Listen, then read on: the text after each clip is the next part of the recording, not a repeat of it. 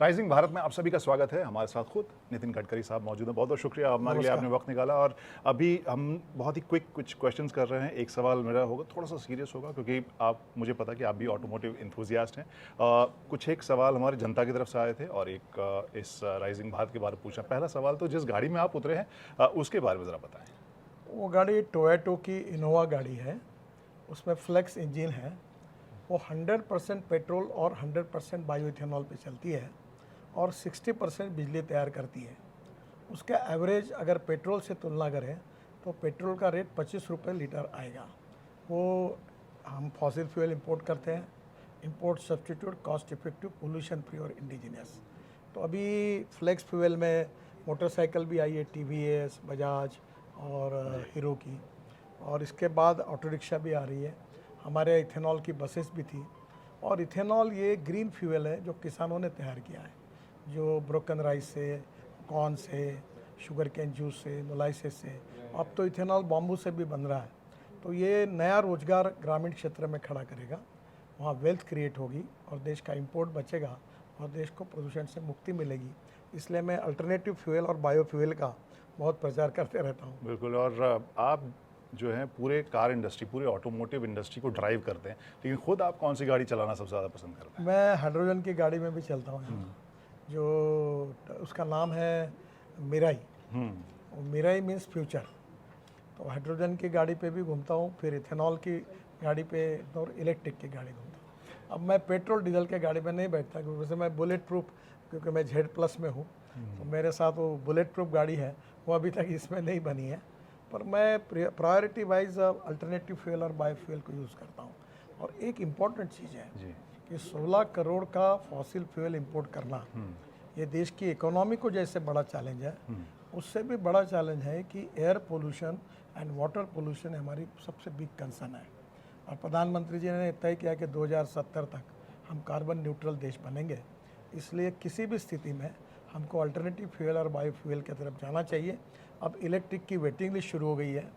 मैं 5 साल के अंदर ट्रांसपोर्ट मंत्री करके उम्मीद करता हूँ कि देश के सब शहरों की बसेस इलेक्ट्रिक भी होंगी। एक सवाल थोड़ा सा इंडस्ट्री से जुड़ा हुआ है क्योंकि मैं उस इंडस्ट्री से को कवर करता हूँ। जो स्ट्रॉन्ग हाइब्रिड गाड़ियाँ हैं उसके ऊपर जो टैक्सेशन की बात शायद सोची जा रही थी, पहले जो स्ट्रॉन्ग हाइब्रिड या हाइब्रिड गाड़ियाँ आती थी, अभी जो आई हैं, दोनों में फ़र्क है, तो क्या उसके ऊपर भी हम देखेंगे कम होते हुए टैक्स?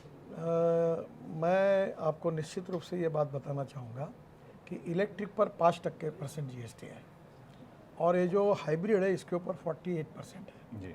और आने वाले समय में ये लगभग इलेक्ट्रिक जैसी है क्योंकि 60% तो बिजली पे चल रहा है जी। और ये अल्टरनेटिव फ्यूल है, ये किसानों का है, तो ये इंडिजिनस है, पोल्यूशन फ्री है। तो मैंने वित्त मंत्री जी को भी रिक्वेस्ट की है कि GST काउंसिल में आप बात करके ये अगर 12% होगा तो ये इंडस्ट्री बहुत चलेगी, जिससे देश का इंपोर्ट कम होगा और प्रदूषण में कमी आएगी।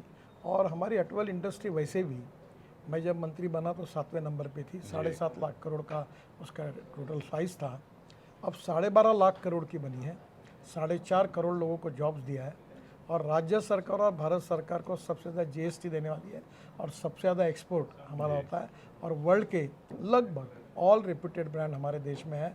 और अब इसके बाद एक बहुत अच्छी बात हुई कि पहले हम चौथे नंबर पे थे, अभी 3 महीने पहले हमने जापान को पीछे डालकर हम तीसरे नंबर पर आए। पहले नंबर पर USA, दूसरे पे चाइना, पहले नंबर पर USA, दूसरे नंबर पे चाइना है और तीसरे नंबर पर अब भारत है। और मेरा विश्वास है कि 5 साल के अंदर ऑटोमोबाइल मैन्युफैक्चरिंग हब के रूप में हम नंबर 1 पर पहुंचेंगे और निश्चित रूप से हमारा एक्सपोर्ट, एम्प्लॉयमेंट क्रिएशन, इसमें ये इंडस्ट्री बहुत अच्छा काम करेगी। बहुत बढ़िया। एक अब जनता का सवाल है सर, कि वो जानना चाह रहे थे, जो बहुत सारे कमेंट्स भी हमें आए, कि जो रॉन्ग साइड ड्राइविंग करने वाले हैं और जो हाई बीम पर चलाने वाले हैं, उनके लिए आप क्या इलाज सोच रहे हैं?